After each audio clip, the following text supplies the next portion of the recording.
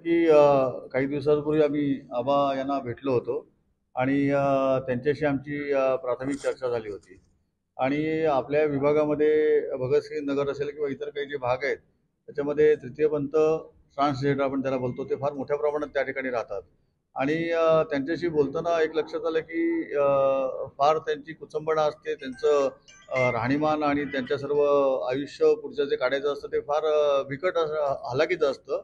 तर नक्कीच त्यांनी असं सांगितलं की त्यांचं असं म्हणणं असं होतं की आम्ही संख्येने कमी आहोत, आम्ही मतदार म्हणून आम्ही कमी आहोत म्हणून आमच्याकडे दुर्लक्ष होतं की काय. तर त्यांना आम्ही हे आश्वस्त केलेलं आहे की असं नाही. शेवटी तुमचा तो अधिकार आहे, तुम्ही संविधानाने तुम्हाला तो अधिकार दिलेला आहे आणि त्या अधिकाराचा वापर करून तुमच्या ज्या काही मागण्या आहेत त्या संसदेमध्ये मांडून तुम्हाला कशा पद्धतीने त्या ठिकाणी सक्षमरित्या स्वतःच्या पायावरती उभं राहता येईल ह्याच्याकरता मी नक्कीच प्रयत्न करणार आहेत. आणि त्यावेळेला ते असं बोलले की मी आज एकटीच आली आहे, परंतु माझ्या सोबतचे जे सहकारी आहेत त्यांच्याशी बोलते आणि त्या पद्धतीने मी त्या सर्वांचा विचार घेऊन तुम्हाला भेटायला येते.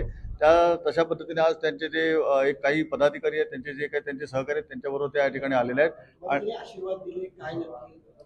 नक्कीच आशीर्वाद त्यांनी दिलेले आहेत. मी या समाजामध्ये वावरत असताना सर्व लोकांचे आशीर्वाद मी त्या ठिकाणी घेत असतो आणि ते आशीर्वाद घेऊनच मला असं वाटतं की आपल्याला चांगल्या पद्धतीचं त्या ठिकाणी पुढे जाता येणार आहे.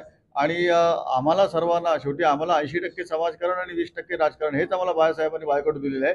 त्या 80% समाजकारणातला भाग म्हणूनच आम्ही अशा लोकांकडे बघतो आणि त्यांच्या ज्या काही मागण्या ज्या आहेत, कारण शेवटी कायदे जे बनवतं त्या संदर्भातले ते कायदे मॅक्झिमम केंद्र सरकार बरोबर असतं.